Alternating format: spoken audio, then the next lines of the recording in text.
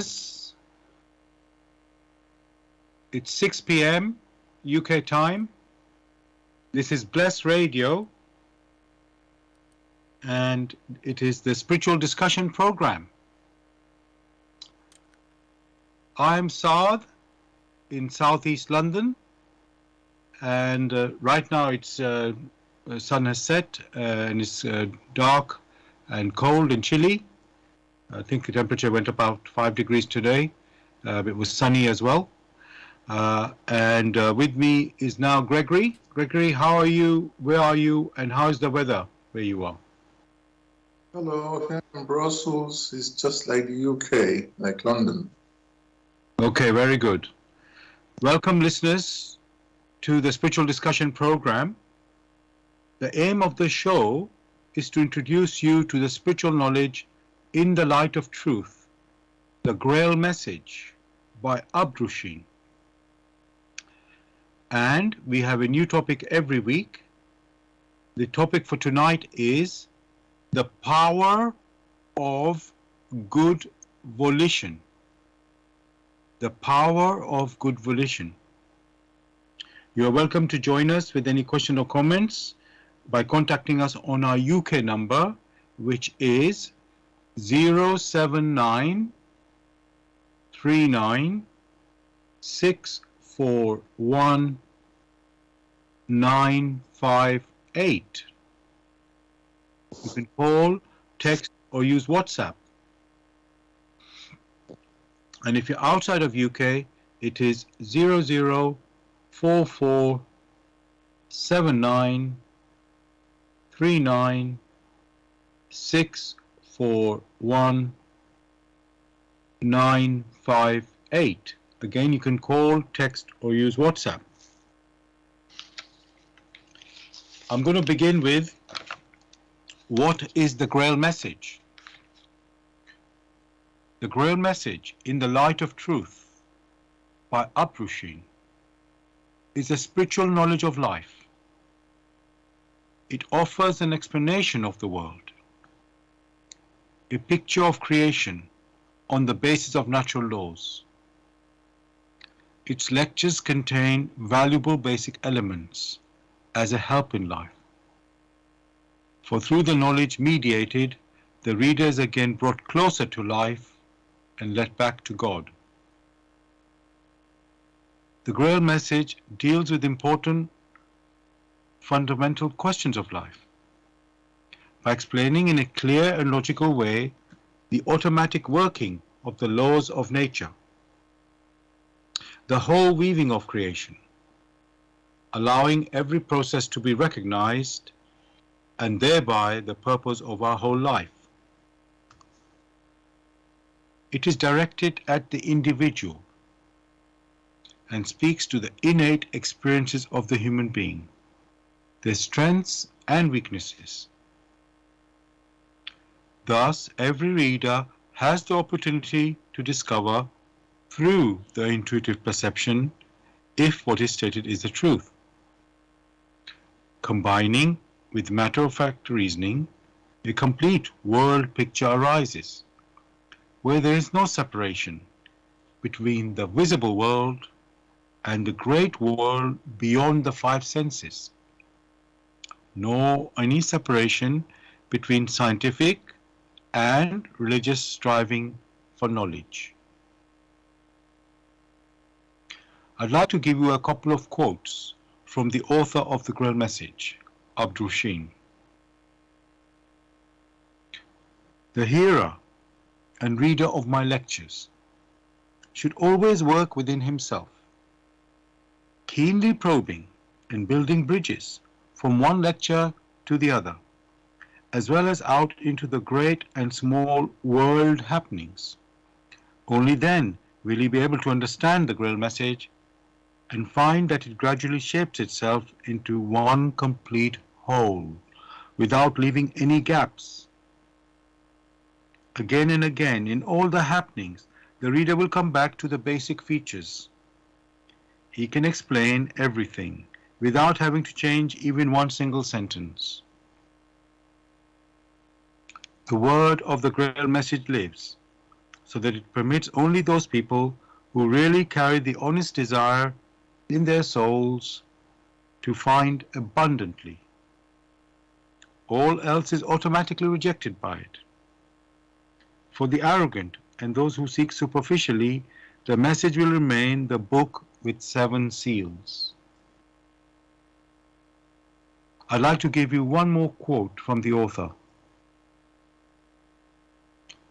I wish to fill the gaps which have so far always remained unanswered in the souls of men, and which never leave any serious thinker in peace if he earnestly seeks for the truth. So, dear listeners, just to remind you, the topic we're discussing tonight is the power of good volition. That's the power of good volition. You are welcome to join us with any questions or comments. You can contact us on our UK number, which is 07939 641 958. You can call, text, or use WhatsApp. And if you're outside of UK, it is 0044 79 39 641 958. Again, you can call, text, or use WhatsApp. Gregory, as usual, I like to look at in the dictionary for the words in the title, which tonight is the power of good volition. And I'm actually going to start with the word power. And in the dictionary it says the ability or capacity to do something or act in a particular way, or to direct or influence the behavior of others or course of events. And just want to ask you, Gregory, about this definition of power. Would that be accurate? Well, it is not proper to talk about accuracy when descriptions of what something is are discussed, because dictionary meanings are only partial. So for that which is partial, it is, unless it is considered intuitively, it doesn't accurately reflect what is to be discussed. Right. Okay. So let's, as you say, it's partial. So we will go with that. Because you didn't say it's inaccurate. So that one is, at least we have a starting point. So thank you for that. I will continue, Gregory, and I will look at the word volition, because I think we all know what it means, good. The word good, we should know what it means, I hope. So I'm now going to give the dictionary meaning of volition. And it says the faculty or power of using one's will. I know you've already mentioned the dictionary meanings are partially, descriptions and, only partial. So just want to check with you about that. So the meaning of volition, again, in the dictionary, says the faculty or power of using one's will. What do you think of? Yeah.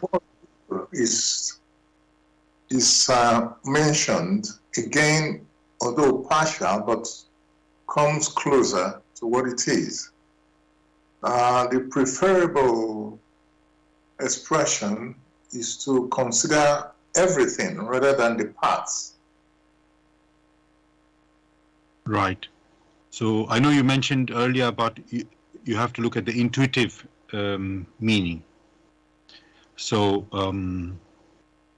and maybe, I don't know, Gregory, maybe you can help us. What do you mean by intuitive meaning? Can you help us with that? Basically, what lies behind it. That is what one is referring to as intuitive meaning. The meaning that lies behind what one may refer to as the motive, the driver. Right. Thank you for that. That really is helpful. I think that's very helpful. So again, to repeat, listeners, the topic we are discussing tonight is the power of good volition. And we must look at it intuitively, or what is behind it, as you are saying, Gregory. So, okay. Now, okay, I think then, Gregory, we've talked about what is the meaning. So, let's look, how does volition work then, Gregory? Let's go into that, into the process of it. So, yes, what is, we said it's to do with our will. So, how does it start, Gregory? Do we just, some idea just comes into our mind, and that is turned, is that a big, would you call that this idea of volition, or where does the volition come from? Let me start with that then. Where does this volition start, Gregory? It is the personality that makes a decision on the way to proceed or on the direction of procedure. That is what is referred to as the volition. Right. Yes, that's okay. So now we can see that. Okay. So it's a decision, and so it could be a wish. You say it's a decision, Gregory, but it could be we have a wish. We want to achieve something. So maybe we would decide to go to pick. If I can say pick, we decide to choose to have a wish, a particular wish. That would be a decision, isn't it? Well, a wish is also a decision because one has chosen. Right. Not choose is also a decision. Okay. Now, we're talking about the power of good volition here. So there's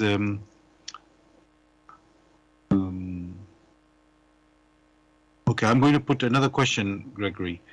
Just by having a wish or a decision, does it mean it will manifest? Because we're talking about the power of good volition. So does it mean automatically, Gregory, by having making a volition, which is a wish or a desire, a decision, does it mean that it will now manifest? A counter or something synonymous is that you have planted a crop on the soil. It doesn't mean that that crop will grow. There is the need to nurture that particular plant. That you have given birth to a human personality doesn't mean that that human personality will grow, but there's the need to nurture that particular personality. Right. And so when you say nurture, you need to nurture the volition. Does that mean, Gregory, you have to keep focusing on that volition? How do we make this nurturing? How do we nurture the volition? Because when you said about planting a seed, and that is by nature. Human beings are involved as well, and there's nature involved in that. Is there something? Yeah. Nature. Sorry, say again. I didn't hear you. Human beings are part of nature. Right. So, okay. So when you make the volition, Gregory, it's your own personal free choice, or isn't it? So, so yes. So just by making the choice, as you said, is not enough. We need to nurture it. So I'm just trying to find what is it we need to do to nurture it. Let me say it like that. Well, similarly as when a plant is sown in the soil, there is the need to ensure that creepers don't attend to it that will destroy it. There is the need to protect it. There is the need, that effort must be put into it to ensure that it grows rather than that it dies off in the shortest possible time. It is that effort to ensure that plant comes to fruition. That is the nurturing. So, and let me ask you, Gregory, is it only us, our own, just, you know, let's say I have a wish or a decision I make, I want to achieve something. Is it only my work that will produce that result, or is it other human beings can be part of it, or yeah, just it can be other things can be involved in this nurturing? Of course, when one refers to what is referred to as nurturing, is the participation of yourself, basically, and others. Others could also mean the weather. Others could also mean maybe animals. Others could. So the nurturing must be there, just as you would nurture a child to allow the child to grow. When you have a volition, it has to be nurtured. You have to strengthen it so that before long, that volition will be very strong. A very simple example. You hear people say, "Oh, I wish I could play for the top football team." You don't just wish and sit down. That wish is okay, but there is the continuous nurturing. That means putting in the effort to ensure you get to that particular standard. That is what is meant by nurturing. That means there is the personal exertion involved. Thank you. You know, as you can, what you've clearly pointed out there, Gregory, that it's not, you know, the thought itself will not, you know, thought has to be followed with the action, or decision has to be followed by action. It's not just the thought itself will obviously materialize. It has to be followed by action. And that's, you gave the example of football, you know, and we know what that requires. So, just now, Gregory, the topic tonight is the power of good volition. So, obviously, there's another type of volition, like even bad volition or evil, maybe.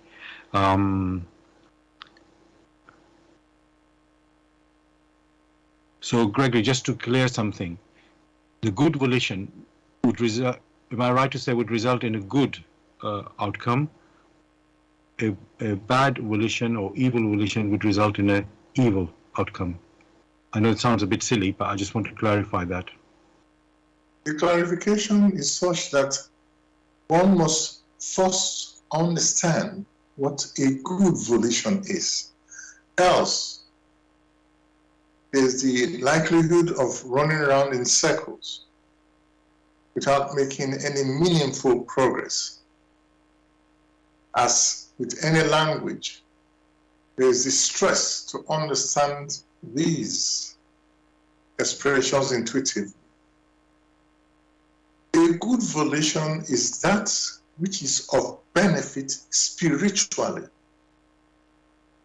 If a volition is not of benefit to the personality spiritually, then that volition will not bring the necessary benefits which will sort of enhance the human personality. Which human personality is of spirit? Thank you for that answer, Gregory. You know, you said there, it has to be of a good volition, has to be of spiritual benefit. So, just want to check, Gregory, should a good volition only be specific for spiritual benefit, or can it be also material benefit? I just want to clarify. So volition, should it be only aimed for spiritual benefit, or can it also include material benefit? That which is of good volition that is referred to in this particular scenario where spiritual discussions are concerned must first be of spiritual benefit, which in its consummation also trickle down to the material sphere. So it is comprehensive. Thank you for that. Yes. And I think you're also hinting there that we should look at the spiritual first rather than the material. Am I right to say that?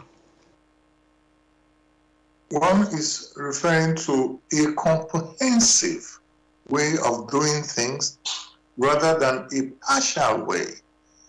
The error has always been that a complete separation, and they say, well, I can do things materially which are not of benefit, but however, who knows?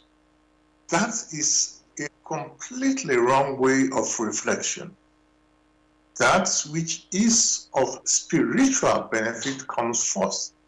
After all, it is the human personality that has come here to the earth in order to mature.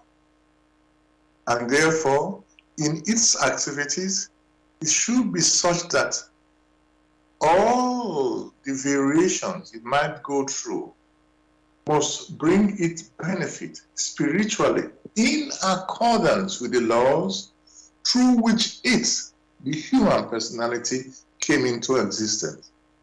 Then, with that strong volition, there will be all sorts of paths it will have to go through, which paths sometimes may be pleasant if it is ready to go in vigorously, but also those paths may be unpleasant due to its own personal indolence. So there is no need to separate the primary aim, which is volitions of spiritual benefit, which then has an impact on materiality. Thank you for that picture.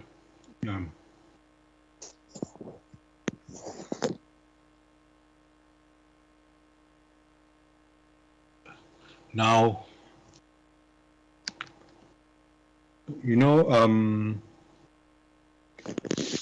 are we, in our making a volition, Gregory, are we meant to have, like, say a prayer first, or is there any sort of process we need to follow in coming with a volition? It sounds like I'm trying to be mechanical in my thinking here, but I'm trying to see if there's some principles that we are supposed to follow, or procedures that we're supposed to follow in having a good volition. Each personality, through its peculiarity, will subsequently find out what is best for it in order to have a good volition. Why? Because the returns which that volition brings back to the personality would have taught it so very many lessons. The challenge most of the time is, what should I think? But the key thing, each person must consider what is of benefit to it, not what is pleasant, not what leads down the drain. For when a good volition is mentioned, and therefore that which is of benefit spiritually. It means self-exertion. It means rising higher. Rising higher spiritually has its impact on materiality. For only that which one needs become one's way. Else, there are many who, in their mechanical way of thinking, just wish for material things. Fair enough. If you go along that line, and then because there has been no plan on a spiritual basis, what these material things should do for the person, you find that person is now burdened with so much materiality that it has very little time for the spiritual maturity which is required of the human personality. Then those materialities that it has asked for becomes a massive burden and becomes more like a curse. Thank you for that answer, Gregory. I'm just, reflecting again on the topic tonight. The title of the topic is Power of Good Volition. And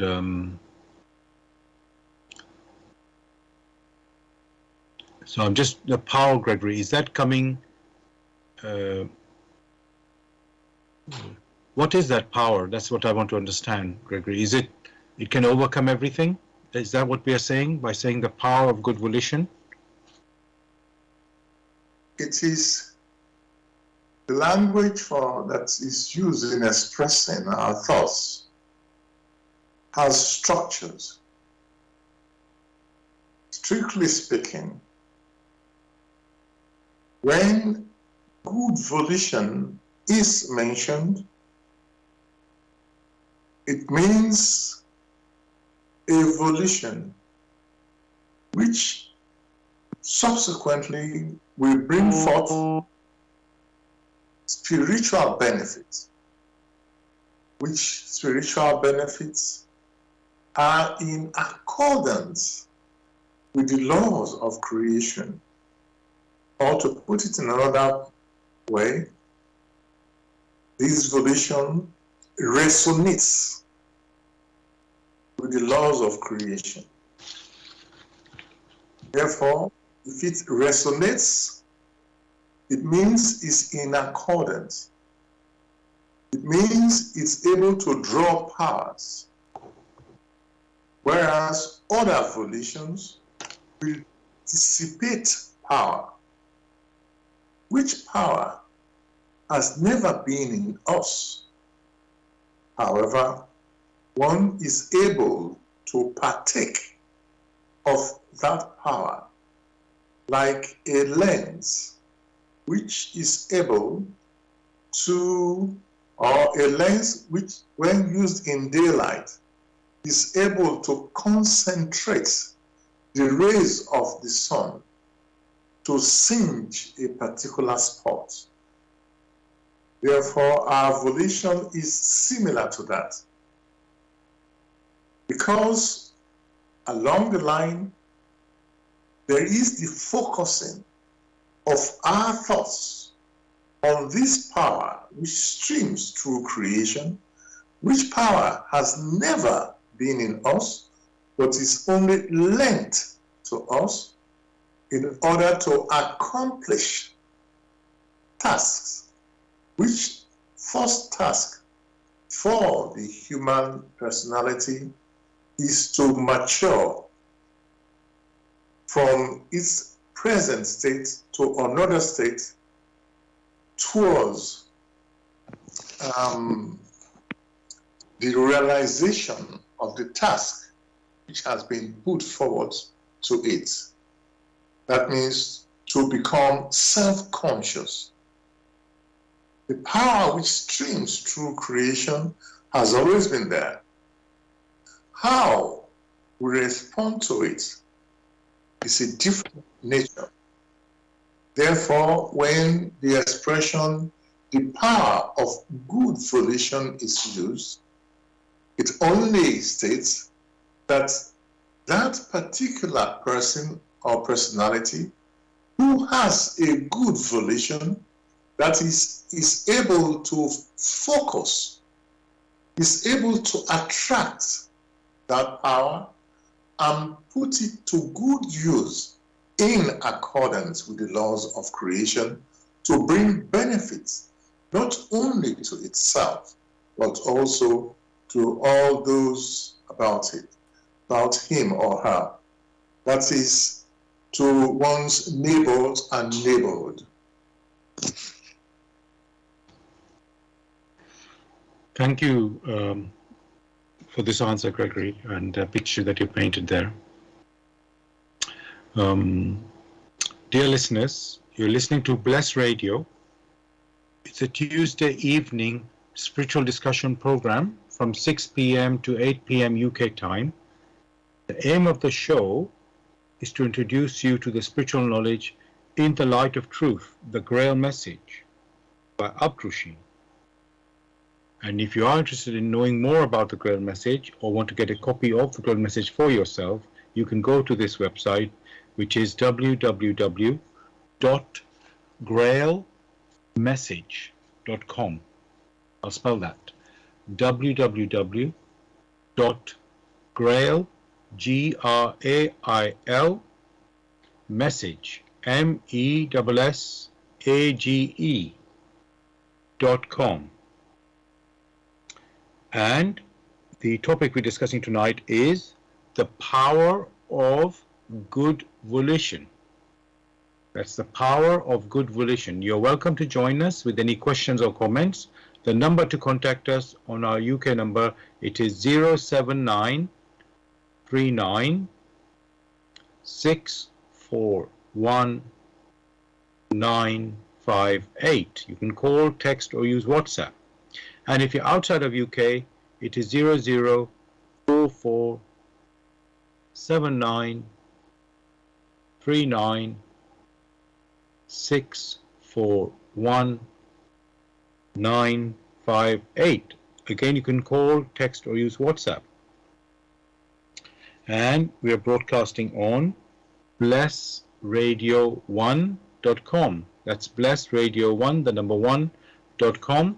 Also, we are broadcasting on YouTube. Go to youtube.com and type in the search box Bless Radio 1, the number 1, space live stream.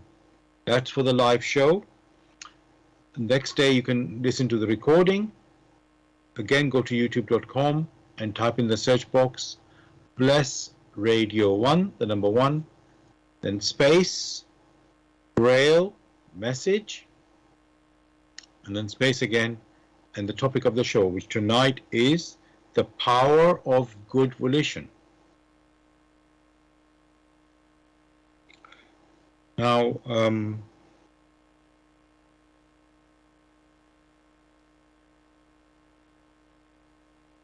Gregory, I just want to understand, you've talked about, spiritual benefit. When we are thinking of, what good volition we are meant to have, it must be of a spiritual benefit. And I just want to get a picture of that. What is a spiritual benefit? Is it a benefit, Gregory? Somehow when you think of spirituality, you think of humanity. So is that a benefit to a whole of mankind, or let's say, or one or two individuals, or just one person? Just want to get that picture clear. How is that, or is it, when we say spiritually, is it only in conceptually that somehow something, it just makes us happy, let's say? So I just want to get an idea about that. What exactly is a spiritual benefit? Again and again, there is the need to go back to reality. The human personality that one sees in flesh and blood, that personality or that tool, which is the physical body, only remains a tool that the real kernel, which is the personality, uses in order to be able to experience here on earth. Therefore, when that body lays prostrate and becomes inactive and decays, that personality still exists. It is that personality that is referred to. What does the personality intend to gain? The virtues. Which virtues have been granted through the laws of nature to refine that personality. All other things which the physical body needs are only bound to space and time here on earth. For instance, when the physical body is no more, you will find that there is no need for hard currency, as many will say. You do not require money which can be printed at will.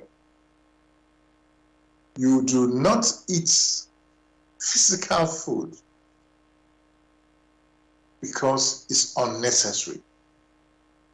However, whilst here on earth, the need is there to ensure that tool which man uses, which is the physical body, is kept in order such that it will be helpful to the human personality. So when things of the spirit are discussed and things that are of benefit to the spirit are discussed, one is referring to those virtues, which virtues can be helped through the proper use of the physical body. Of the physical body, one may refer to as the health of the physical body, the activities which the physical body is engaged in, the functionality of the brain. All these things are of matter or of material consistency.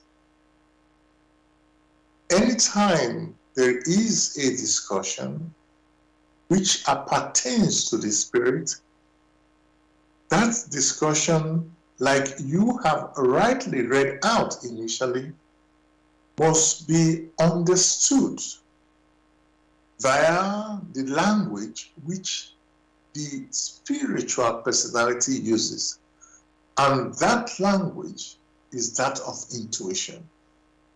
Only through one's intuition is one able to engage with activities in creation, which activities could be earthly or non-earthly. These discussions are put in such a way that one needs to see things in a holistic manner rather than in a partial manner, non-holistic.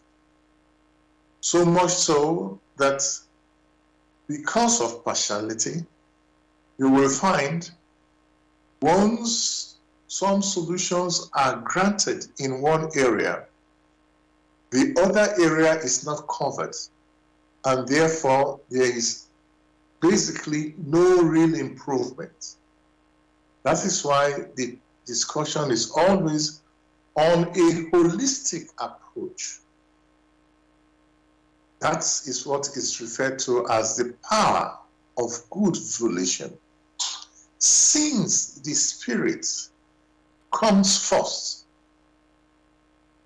there is the need to consider what is of benefit to the spirit. In fact, in the work, In the Light of Truth, Grail message by Abraham, there is a particular lecture with the title, Consider What is of Benefit to You.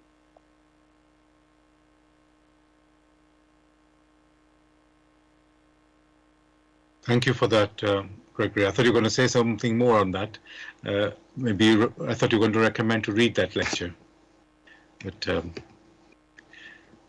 okay, so you do have to focus on what is of spiritual benefit, as you've said, Gregory. And so you mentioned the virtues, so is to sort of guide us what is of spiritual benefit. You could say, Gregory, it's like you know, we always want to improve ourselves and develop ourselves, you know, in whatever activity we get involved in. So I could say similarly spiritually, we want to grow there. You gave the example of virtue, so maybe if I say honesty and you could say even I'm going to use the word nobility. So you start something at the beginning and you have to develop, and then you try to be a master in that activity. It sounds something very high, but it shows that there has to be a target, there has to be a level we have to focus on to, you know, not just doing something, but actually trying to become a master in that activity. You know, now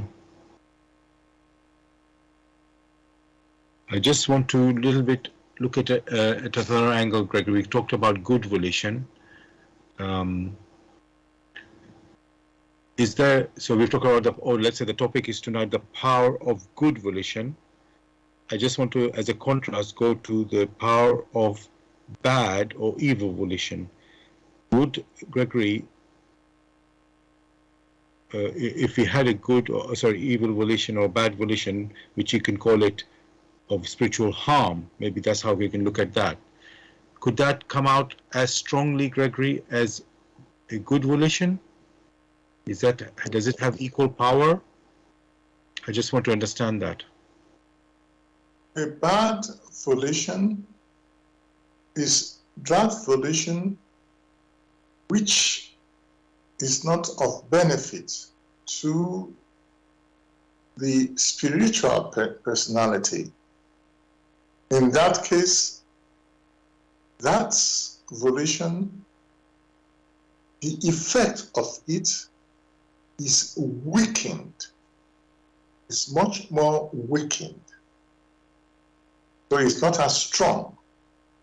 However, the returns of such a volition, when it has matured,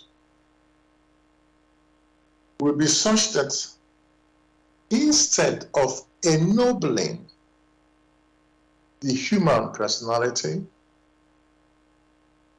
it tends to bring down the human personality. It tends to limit the choice that the human personality or the choices available to that human personality, because that person would have sunk in accordance with the laws of gravitation, for such evil volitions cannot resonate with the light, and therefore cannot draw as much powers from the light. What then happens? In their weakened power, they get in touch with the nether regions. That means they get in touch with those who have sunk to such a level, and they carry out such activities which will make many a person wonder if these were ever human beings. So most of the time, it's best to focus on that which will help in one's improvement, rather than that which will help one to sink into the mire, from which mire it is unable to free itself, from which mire the free will becomes bound, and it will have to make so much an effort to be able to free itself. That means to come to a brighter horizon. Thank you for that picture, Gregory. I'm just thinking, in what's happening in the world, and it seems the people who are in power, in government and so on, are not, let's say, applying their position as strongly as, say, some people who are of good volition would like. Somehow, and I'm trying to understand how come that might be happening. So I know there's some, let's say, places or countries where the people in power are there only for themselves, rather than maybe for their people, which is what they claim to be doing, and just want to retain the power as long as they can stay there. And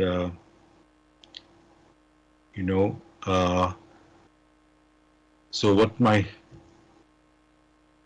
and it doesn't seem that, and they seem to have a lot of strength, Gregory, to stay there, while the public, the country they're ruling wants that government or something to be removed, and they don't seem to have any way to do that. The people don't seem to have any way to do that. So sometimes, you see revolutions and protests, big protests, when people are unhappy, when the government is, let's say, messing up the economy, or whatever the life is for the people, because they were trusted to do something and it didn't work properly in the end. And these people don't want to leave. They want to stay for maybe 10, 20, 30 years before they actually leave their position. I'm talking about the rulers now.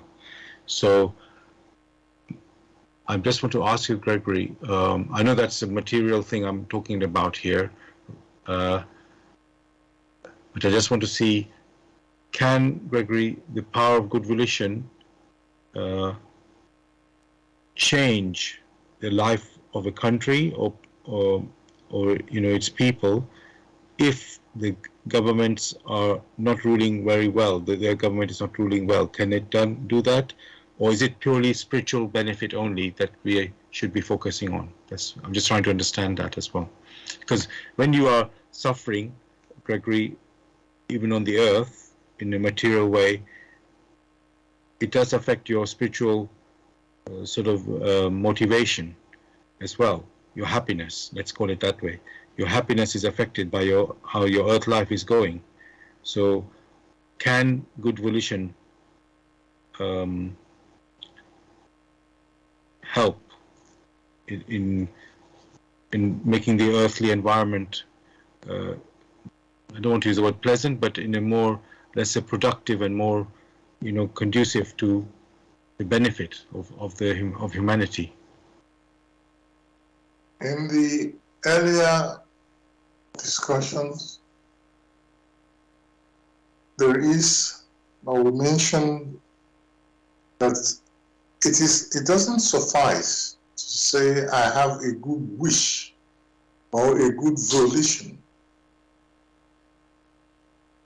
However, it also entails on the personality to nurture it. Then ask yourself, how many people, to go back to the football analogies, because many can easily understand that, how many people who have football teams or house supporters who have the best volition for their teams, how many people put their thoughts together such that it will affect the manager, such that it will affect the players, such that it will impact on all those who harbor that, in quotes, good volition, because they want their teams to win. There are many. So, having a good volition does not suffice. There is the need to strengthen, to nurture that good volition in as many ways as possible. For in the process of nurturing that good volition, the human personality refines itself materially, animistically, and spiritually. The volition is one. The nurturing has impact on the material, on its behavior. That is what is mentioned here. Or also, on investment. So it is not to say, oh, I have a good volition, and that is it. What you mentioned about leaders, in quotes, in a country is pertinent in the sense, are these people real? Are they leaders? For leadership, basically, can be equated to responsibility. How many of them who claim to be leaders have taken upon themselves the responsibilities of the welfare of those who look up to them, full of hope? That question is what each personality, each leader must consider. If they haven't done that, then they already have their answers. Thank you for that answer, Gregory. Again, you're painting the picture that we really have to put our effort in nurturing our good volition. It's not only the good volition itself is not enough to achieve our goals. Now,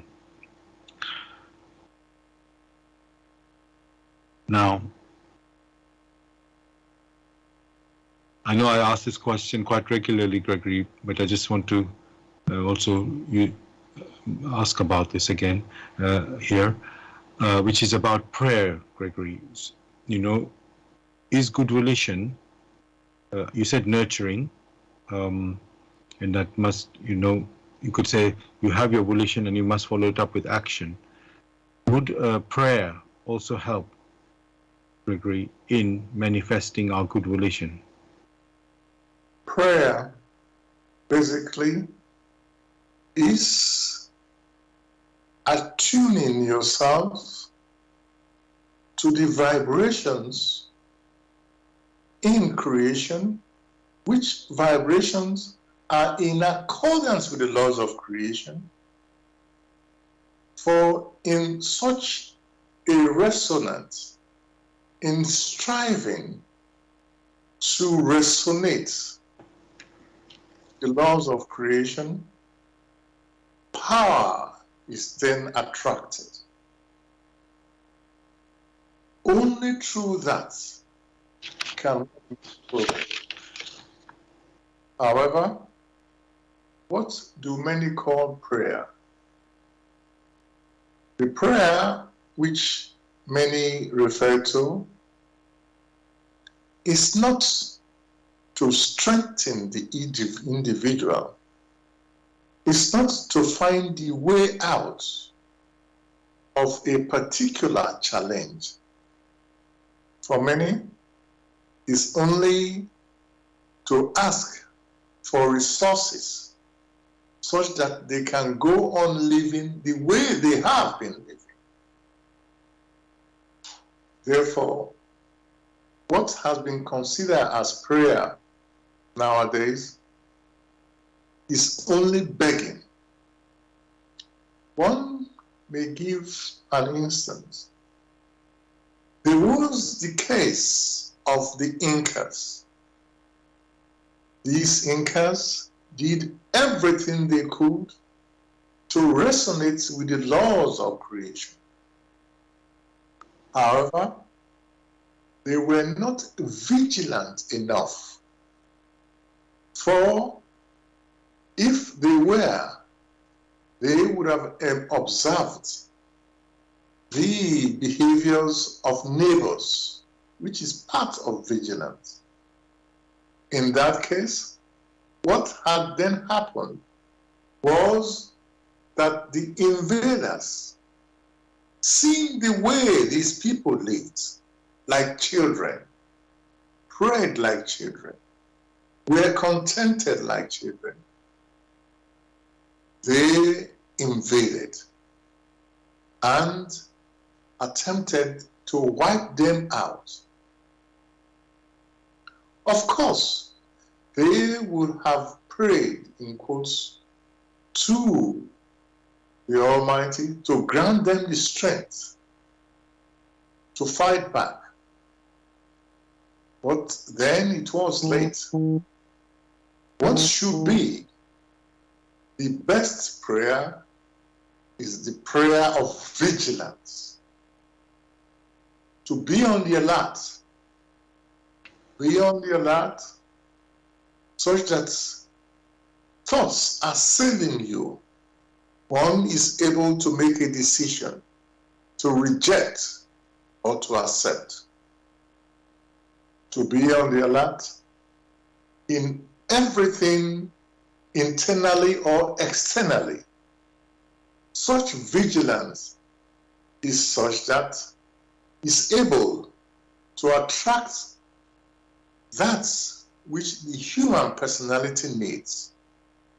Such vigilance is also entailing that the human personality must investigate, must always seek further enlightenment. That is what is demanded of the human personality in order to move from the states in which it is to the states of self-realization. Without that, most of its activity will be partial. Therefore, people should not just think that, oh, I can just go and pray about it, which prayer they do not really understand. Whereas the best part of flavor of prayer is that of vigilance, spiritual vigilance coupled with earthly vigilance. That is what the human spirit must seek out for, and all else will be granted unto it. Thank you for that answer, Gregory. Dear listeners, you're listening to Bless Radio. It's the Tuesday evening spiritual discussion program. The aim of the show is to introduce you to the spiritual knowledge in the light of truth, the Grail message by Abdrushi. If you are interested in knowing more about the Grail message or want to get a copy of the Grail message, you can go to this website, which is www.grail, Grail, message, MESSAGE.com. That's grailmessage.com. And the topic we're discussing tonight is the power of good volition. The power of good volition. If you have any questions or any comments, you can contact us on our UK number. It is 079 39 641 958. You can call, text, or use WhatsApp. And if you're outside of UK, it is 0044 79 39 641 958. Again, you can call, text, or use WhatsApp. We are broadcasting on Bless Radio 1, the number 1.com. Bless Radio 1, the number 1.com. Also, we are broadcasting on YouTube.com. YouTube, go to youtube.com and type in the search box Bless Radio 1, the number 1, space, live stream. That's the live show. You can listen to the recording of this show the next day. Again on YouTube, go to youtube.com and type in the search box Bless Radio 1, the number 1, space, Grail message, which is spelled Grail, message MESSAGE, and then space the topic of the show, which tonight is the power of good volition. And of course, you can also listen to our previous shows also on YouTube. And there's a third website you can go to listen to this show as well, live, that is Zeno, www.zeno.fm/Bless Radio 1, the number 1.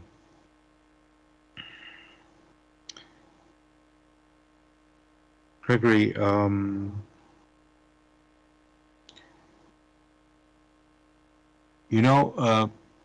good volition, we've talked a lot about it now, the power of good volition. I'm just wondering, do we need to understand the actual process, how good volition works for it, for us to be, let's say, effective in manifesting our good volition? Or is it just, you could say, we just do it through trial and error. We just practice, because you said nurturing our good volition. So, do we, Gregory, have to learn, understand the process of how the good volition works, or is it by practice that we can learn it? Trial and error. The so-called trial and error is more like blind faith. And there's no inner clarity. When the expression came, the power of good volition, the equivalent is consider what is of benefit to you, albeit spiritually. That means it starts from the top. What is of benefit to you first need to be clarified. So the first step in order to have good volition is to have clarification. That's inner clarification. To put it bluntly, to have that intuitive clarification for whatever cannot be grasped or whatever has no equivalent intuition is not helpful. There must be an intuitive picture, for only through one's intuition is one able to guide this power which streams towards creation. Therefore, there is the need for clarification or for self-clarification. That process itself is very helpful, beneficial. There is the virtues which one mentioned, the virtue of humility, or to put it on the other hand, of simplicity. Should you ask for help, you do not ask for help over 20 or 1,000,000 things. Only that which touches you the most as a first step would you consider. That in itself is simplicity. That in itself is humility. So the virtues themselves help to point out the way of how man should act. The problem has always been confused thoughts. Confused thoughts do not lead the personality to any clarity, and that is why it's confused. So that word itself, clarification, should not be taken lightly. Thank you for that answer, Gregory.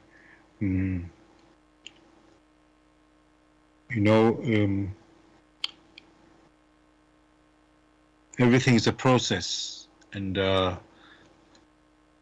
we have a beginning, and obviously we need to know what is it.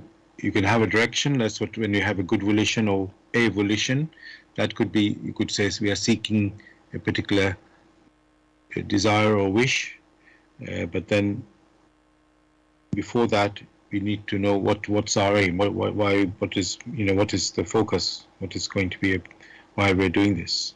So and you've already talked about spiritual benefit, about the virtues.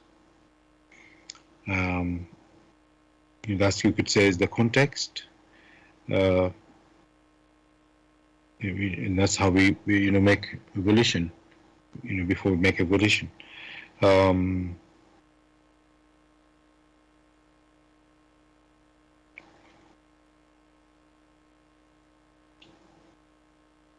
I said earlier, Gregory, can the good volition overcome everything? So I know, and we've talked about good volition overcoming the bad or evil volition. I thought in that particular case, maybe one missed it out, that the good volition does not overcome everything, but the good volition, if it is persistent and nurtured, can, for the person having that volition, nurturing that volition, refining itself through that volition, that personality can then change its inner attitude A change in the inner attitude will ensure that the environment, not only the earthly environment, but also the non-earthly environment of that particular personality is refined and improved, such that the returning threats, which many may refer to as karma, definitely, when they come, will bounce off that personality because it is no more in tune with what initially he himself had sown. Or if these threats do touch the personality, it will be just a token touch, such that that personality only need to do something minimal, symbolically, to redeem itself. Therefore, it would be wrong to say it was the good volition that overcame. What is the proper sequence is that the personality refined itself and had a change of attitude and has improved itself. The first step was the good volition. So having the good volition and not cultivating the necessary characteristics which are part of this good volition, that is not sufficient. Thank you for pointing that out, Gregory. Yes, the good volition is not sufficient by itself. It is the nurturing, as you've mentioned, and that is necessary. Walking that road. You could say persistently or constantly. And putting strength there.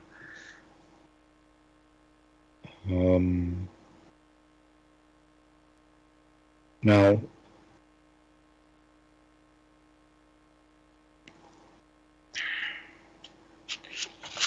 I want to also, you mentioned karma there, Gregory. I'm just wondering now, let's say we've done things in the past which we regret now and worried what the consequence might be when the karma hits us in the future.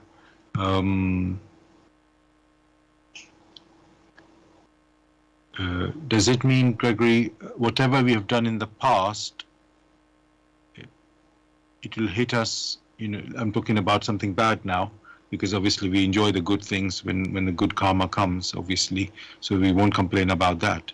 But if some harm we have done in the past, we should be expecting, obviously, a consequent, dark karma coming. Can the good volition negate that just by? Yes. Can good volition just negate the karma? Or no, the good volition cannot negate the karma. The good volition, if it is consistent and subsequently helps for an inner change of attitude,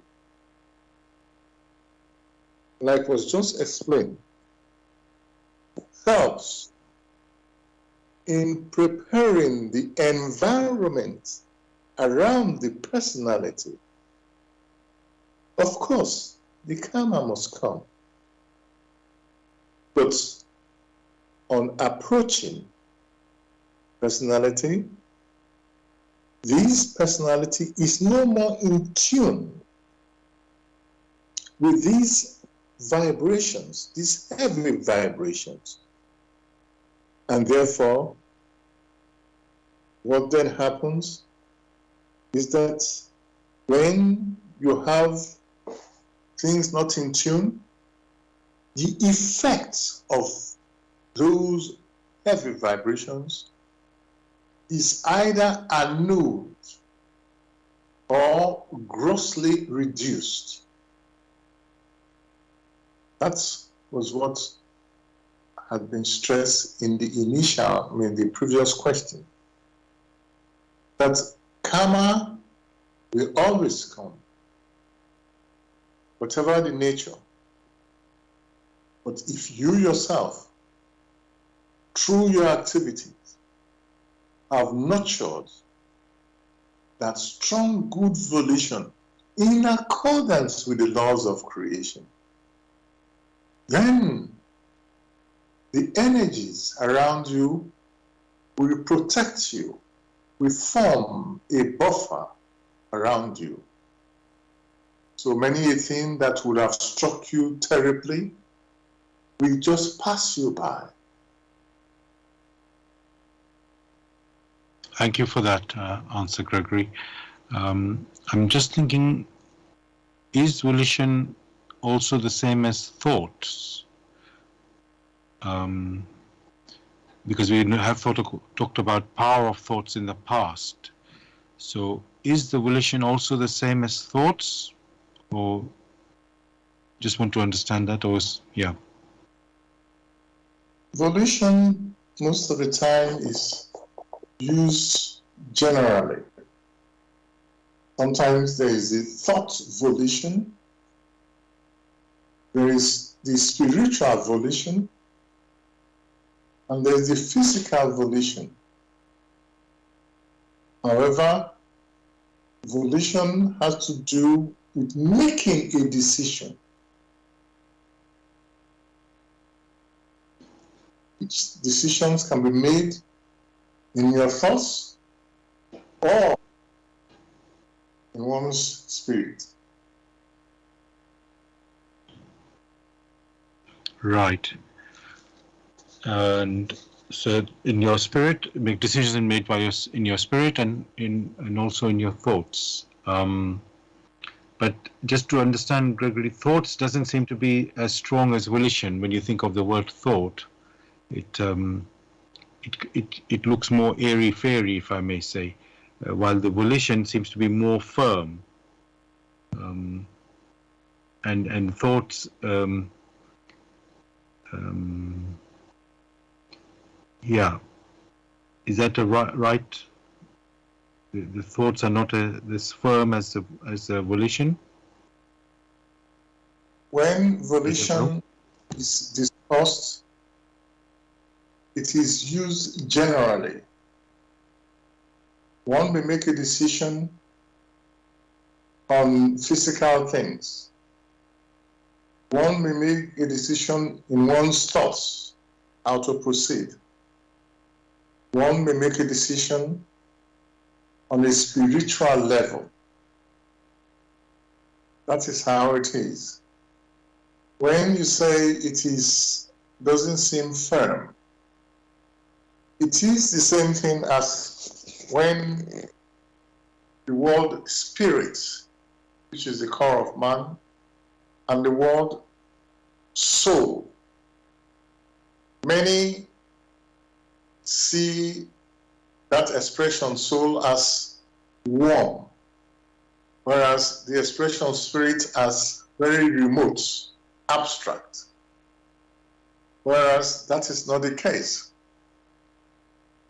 However, the word volition most of the time is used very loosely.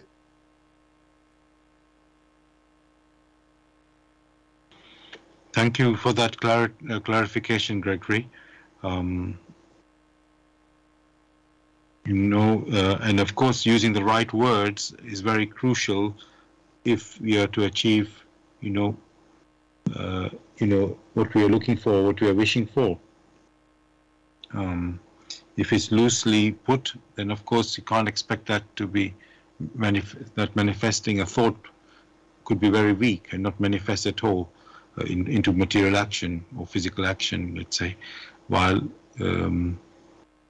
volition, it sounds strong, but again, it would only manifest if it's nurtured, like you have said.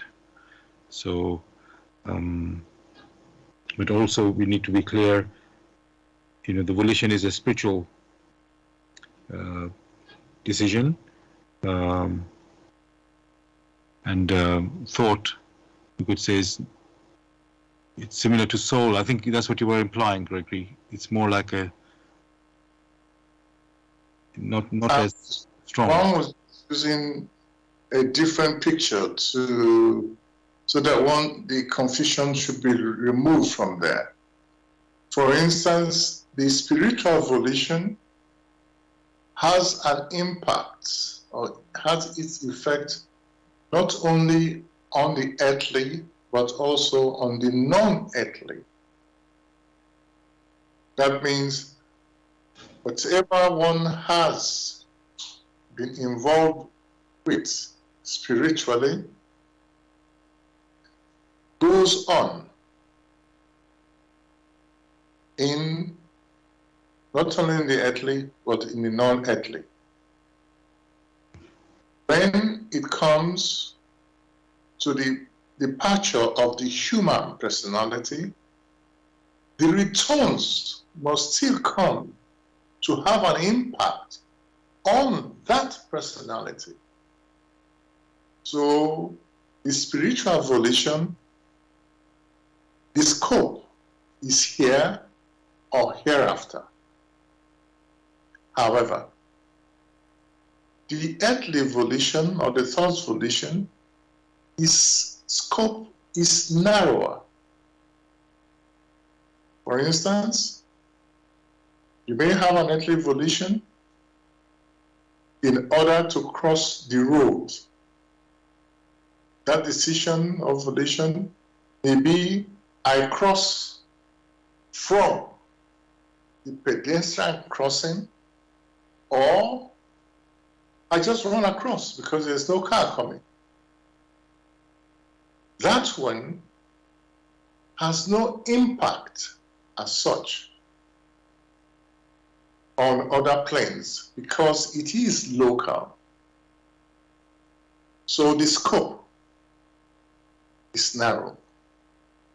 Whereas the spiritual volition, it is the spirit that is able to gather the power which runs through creation and form structures, which structures we have continuous impacts on it until it tires of those structures.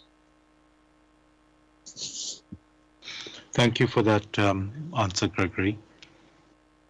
We've got another question, similar, you can say. People talk about positive thinking, and we are talking about good volition here, the power of good volition, or the others might say power of positive thinking. And and in contrast, you can say negative thinking. When you have negative thinking, it means you can't really achieve whatever goal you would like to achieve. So is good volition the same as positive thinking? If those good volition is in accordance with the laws of creation, then it is positive. Because in accordance with the laws of creation, it leads to the continuous maturity. So that is positive, a plus. Because through its activities, it's engaged, it draws power to fulfill or to actualize that which also swings within the laws of nature or the laws of creation. So in that case, one can say the plus, and that is what one refers to as positive thinking.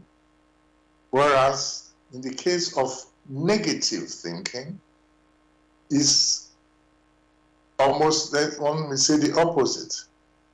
That means one keeps putting off or does not wish to engage in activity which will bring it a plus in his own personal maturing.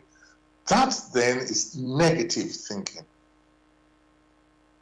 Yes, I met somebody very recently, Gregory, who was, I don't know if he was depressed or not, but he was lonely, and he seemed to be wanting to, he was in a meeting, and where,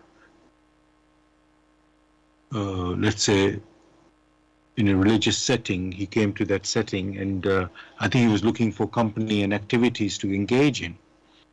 And but somehow, I'm trying to give this as an example of negative thinking.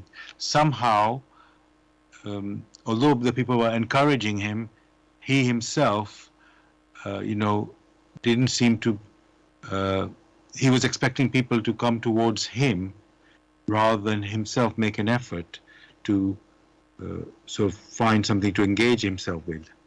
And when I heard him speak, I thought, well, it's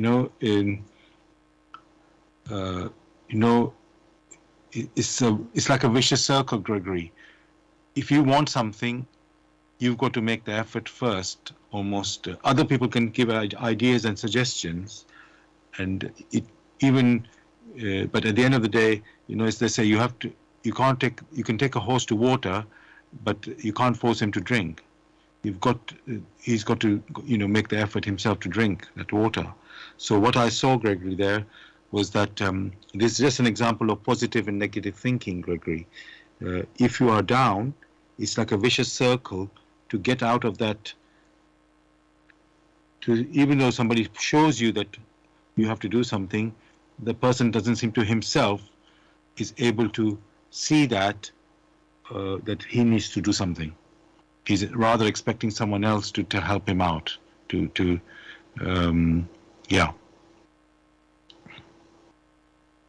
So I haven't asked. Yeah. So I haven't. Sorry. Go on. To some extent, that is correct. Whoever is asking questions is on a quest. Whoever is on a quest must investigate. Means to investigate only means you must exert your natural abilities to find a solution. If, however, you do not wish to, then that is negative. For you can only use what you have to get what you need. You cannot use what you do not have to get what you need. And Gregory, what I wanted to say there also is like let's say this person who was, I don't know if he was depressed or not, but he wanted to have company and he wanted to be involved in activity. And these, as I said, 4 people were listening to him and encouraging him. What I was seeing, Gregory, it's like you can't convince another person, even if you have good ideas and whatever you're sharing, that person needs to come to his own, you could call it recognition, that this is what suggestions were being put. He needs to see it with his own eyes, that this will be helpful or not. That's what I could see. So people were giving suggestions, which, let's say, any reasonable person would say, oh yes, that's a good idea, let me try it. But here, the person could not see that by himself somehow. It's like he was all so lost in his own world that I don't know what would take him to come out of that world, basically. So such people are not worth any effort until maybe circumstances will come to their aid in their terrible suffering, then they may wake up. For whatever solution is suggested, those solutions are easily rejected because it will mean that that personality need to exert themselves, but they do not wish to. And therefore people should leave such alone. And in leaving them alone, we will be surprised how quickly they will change. Because when others come to their aid, they can argue about it and reject whatever is suggested.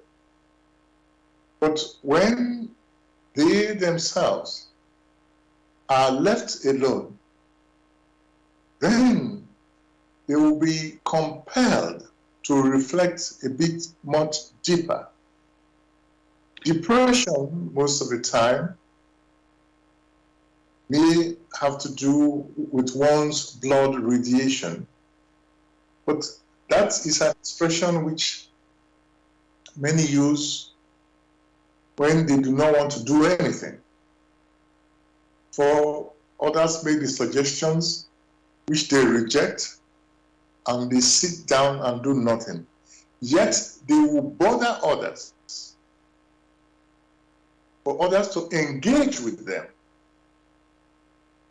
whereas they will not make the effort for self-improvement.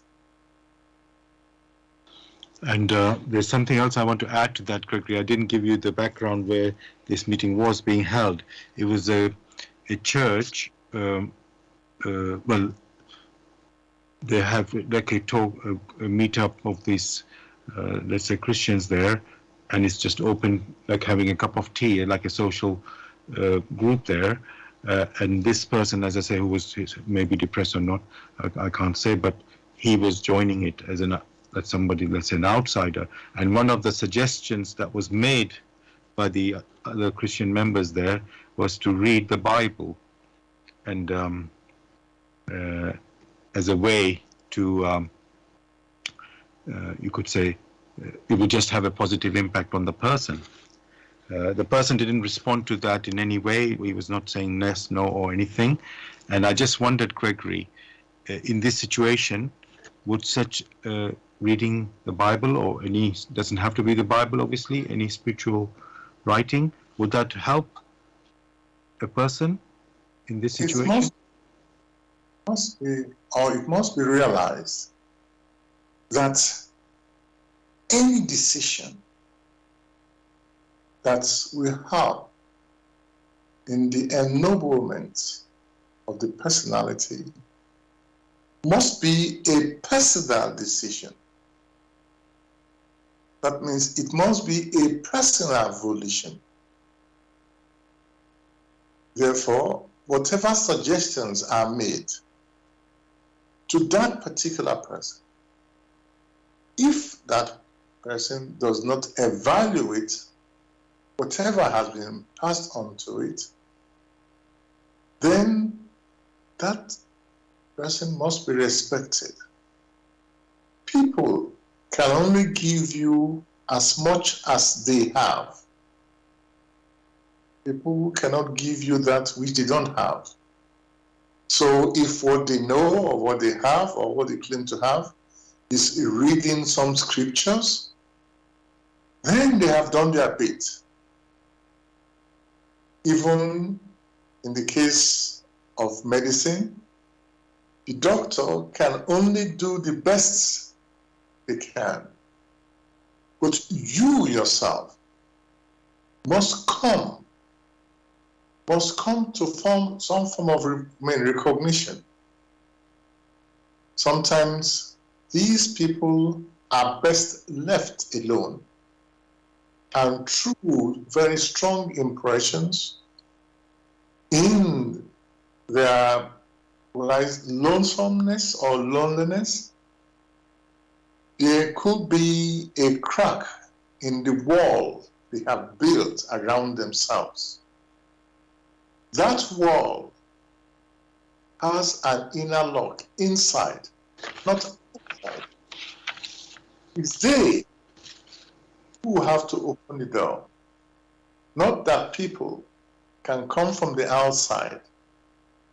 Else,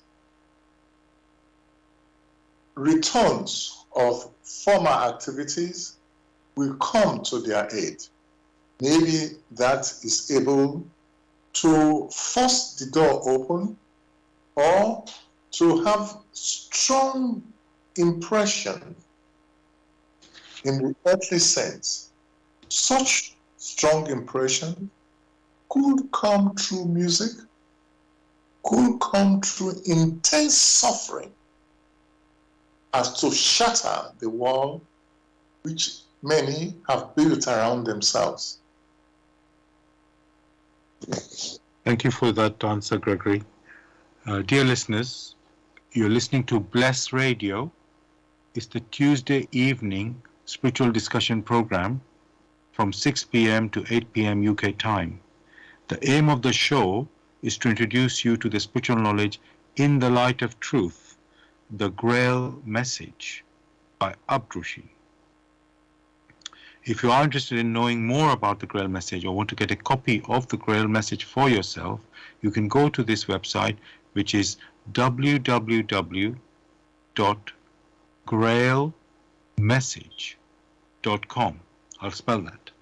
www.grail, Grail, message, MESSAGE.com. And the topic we're discussing tonight is the power of good volition. The power of good volition. You are welcome to join us with any questions or comments. The number to contact us on our UK number, it is 07939 641 958. You can call, text, or use WhatsApp. And if you're outside of UK, it is 0044 79 39 641 958. Again, you can call, text, or use WhatsApp. And we are broadcasting on blessradio1.com. That's blessradio1, the number 1.com. Also, we're broadcasting on YouTube. Go to youtube.com, type in the search box, Bless Radio 1, again the number 1, space, live stream. That's for the live show. You can then listen to the recording of the show the next day. Go to, again, youtube.com, type in the search box, Bless Radio 1, the number 1, space, Grail, message, space, the topic of the show, which tonight is the power of good volition. And you can listen to our previous shows also on YouTube. And again, also, we are broadcasting on another website, which is zeno.fm/blessradio1. I'll spell that. Zeno, that's ZENO.fm/blessradio1, the number 1 there. Gregory, in the Grail message, when I was reading about this topic of the power of good volition, it gives us some advice. And it says, keep the hearth of your thoughts pure. And then, above all, exercise the great power of silence if you wish to ascend. I know I'm doing this quote, it might seem out of context, but just reading that one line, you can say it in regards to the power of good volition. So I'll just repeat that. It says in the Grail message, in regards to good volition, it says, keep the hearth of your thoughts pure. And then, above all, exercise the great power of silence if you wish to ascend. Gregory, could you tell us more about what that means? Although it would have been best if many examine that particular lecture intuitively, such that the context and the previous efforts that had been made will become manifest in grasping what that expression is intuitively. The first part of the expression deals with purity, which purity only means the vibrations of the personality,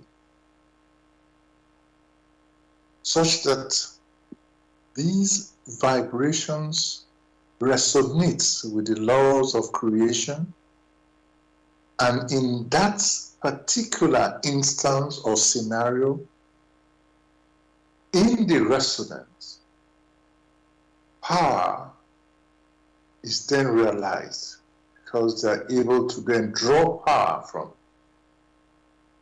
One can go deeper. Just as we are in our discussions, the transmission of vibrations from one place to another, one may call it electrical vibrations, only works through resonance.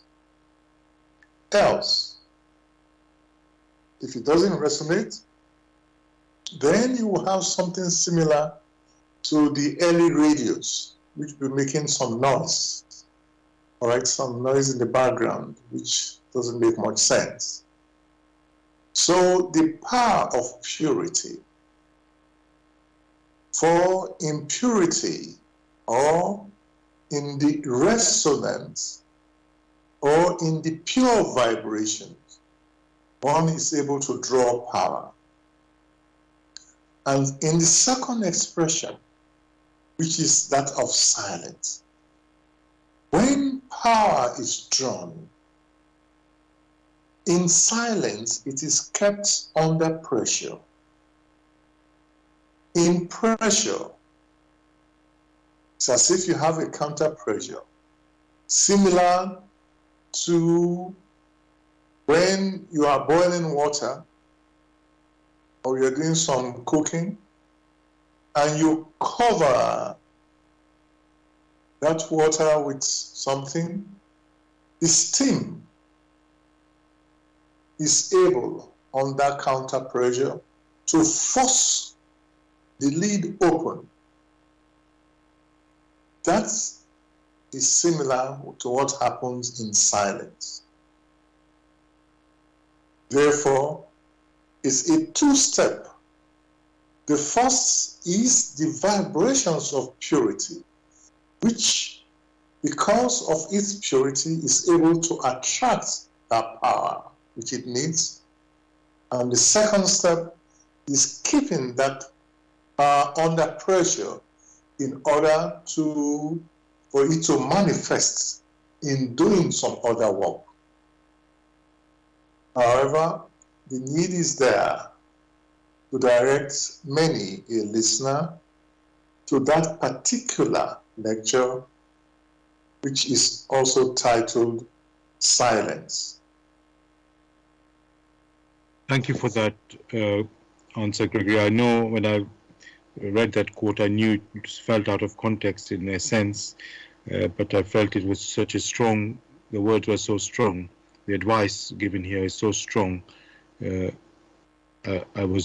My intention was to show the listener or help the listener to see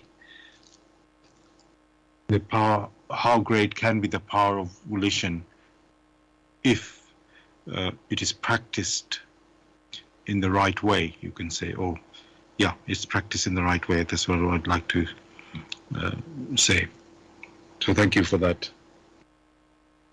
There's something else, Gregory. There's the word hearth. It says, keep the hearth of your thoughts pure there. And it's a beautiful word, hearth, you know. It makes you think of the home, a warm fireplace, you know, especially now we're in this winter, at least here in the northern hemisphere. And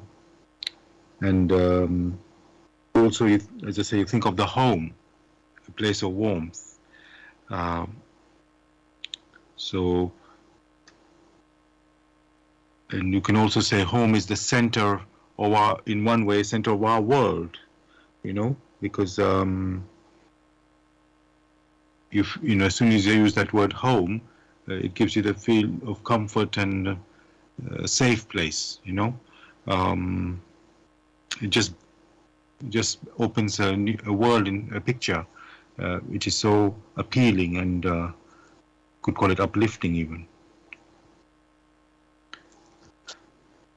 And the words I keep thinking more, Gregory, like you said, safe, which is protection, and also I was looking actually again in my research. It says, what does hearth symbolize? And it says at the center of the home, the hearth provides warmth and light, food and protection. It symbolizes love, fertility, and life. I mean, that is somebody else's description, I can say. Everybody can come up with their own meaning. As with everything, whatever expression is used, unless one is able to form an intuitive picture, then it will not be as helpful as it would have been had that picture been formed intuitively. Like you rightly mentioned, the word hearth, the word home, cozy, all this is referring to the soul or directly to the spirit. Thank you.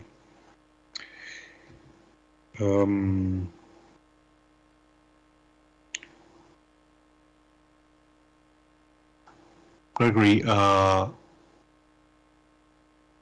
you know, we've talked about the good volition is meant for, you know, spiritual benefit. That's where we should be directing a good volition, not about, or let's say not necessarily about earthly things. So if, Gregory, one is in difficulty, should one request help, or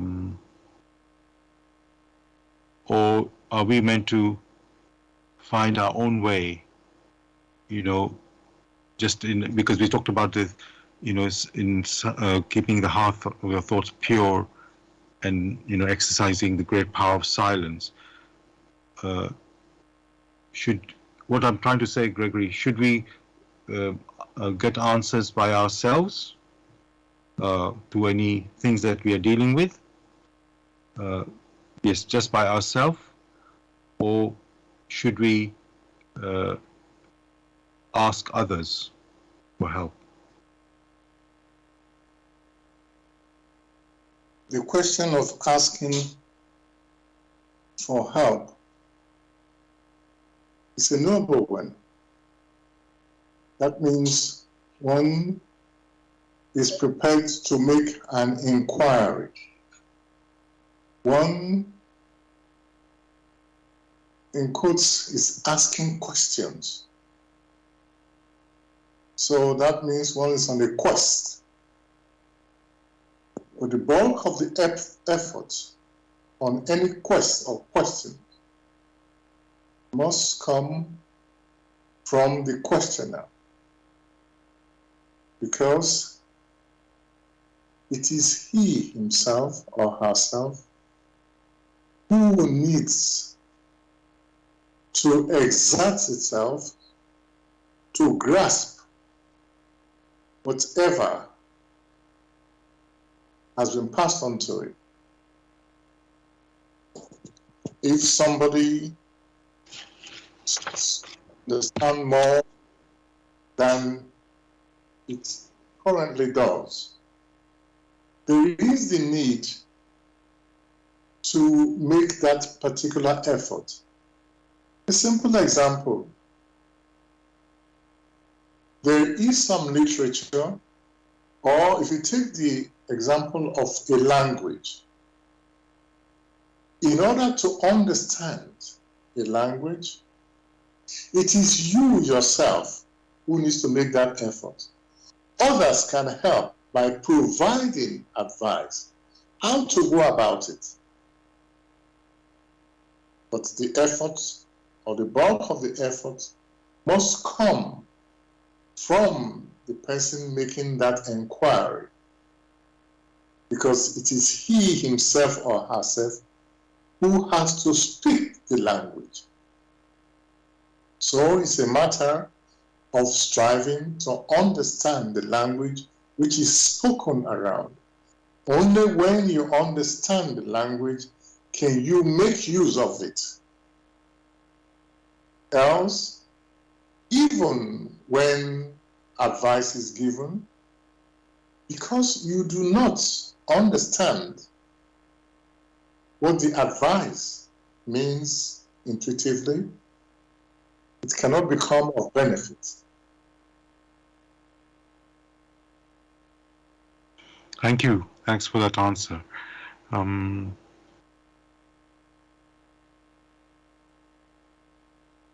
This is a bit unusual question I'm thinking of right now, Gregory. Our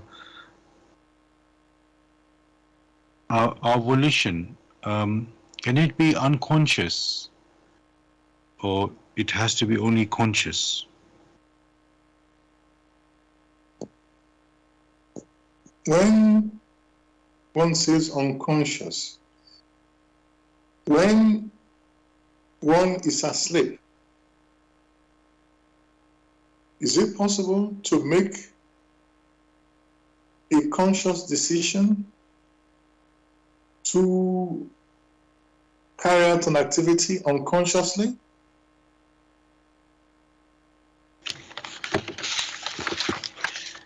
Well, you don't think so. Just to give an example, I'll just give you an example. The meaning I looked up for volition in the dictionary, they gave an example there. So the meaning it said in the dictionary for volition was the faculty or power of using one's will. And then they gave an example in a sentence, and this is the example, said, without unconscious volition, she backed into her office. So it's, I don't know if that's a decision or what, because it says without conscious volition, she backed into her office. And as I say, seems a strange example. One must be very careful with some of these examples which are given, because these are speaking statements, and which to some extent cloud a lot of clarity. What they may be referring to is that a decision which has not been premeditated was taken.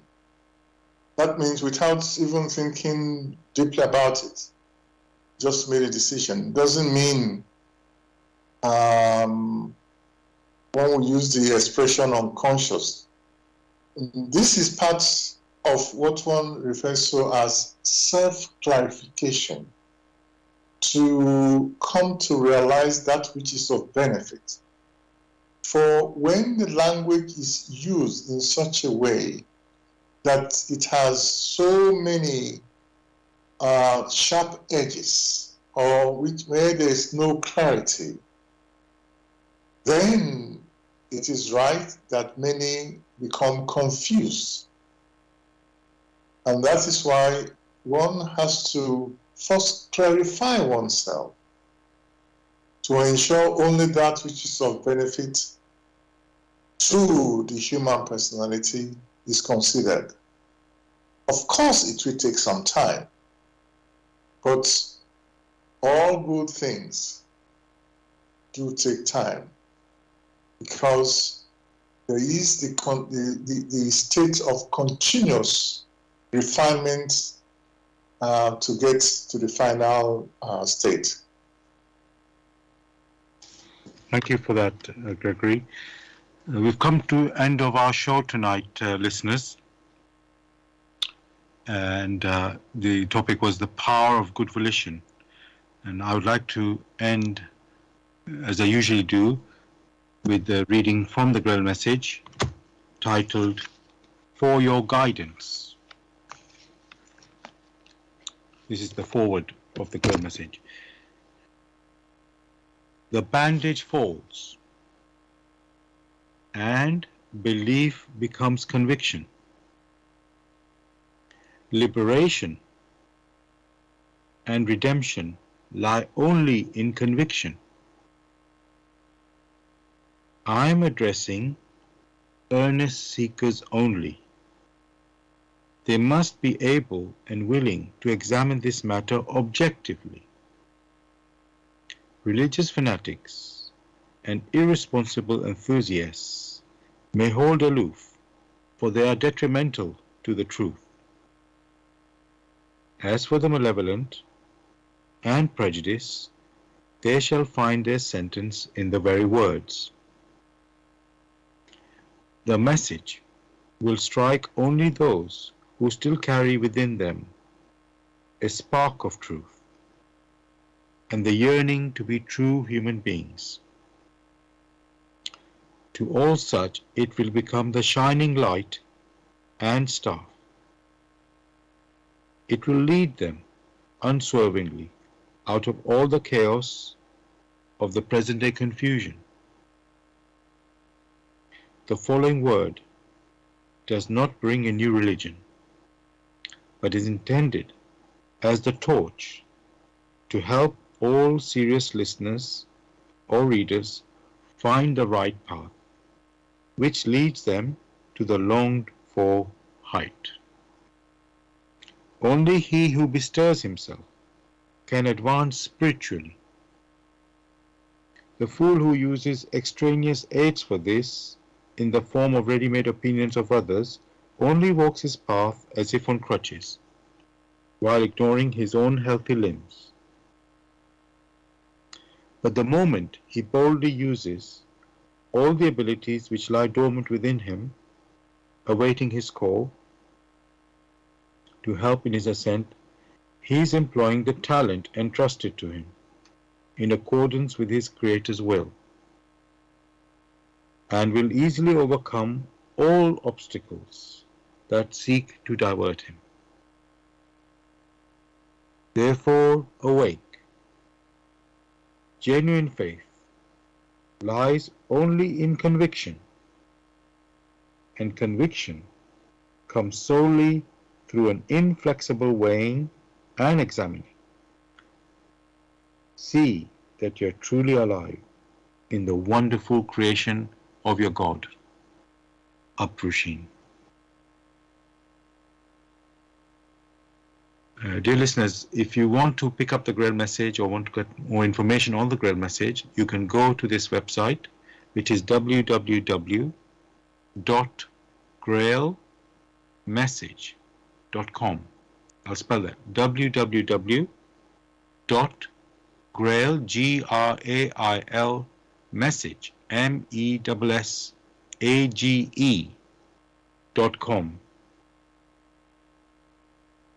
Gregory, is there anything you'd like to say to the listeners to say goodbye? Wishing every listener a wonderful week. Thank you for that. Dear listeners, thank you for listening. We'll be back again as usual next Tuesday, 6 p.m. to 8 p.m. UK time, with another topic for discussion. Hope you can join us then. I wish you also a great week. God bless. Take care. All the best. Good night.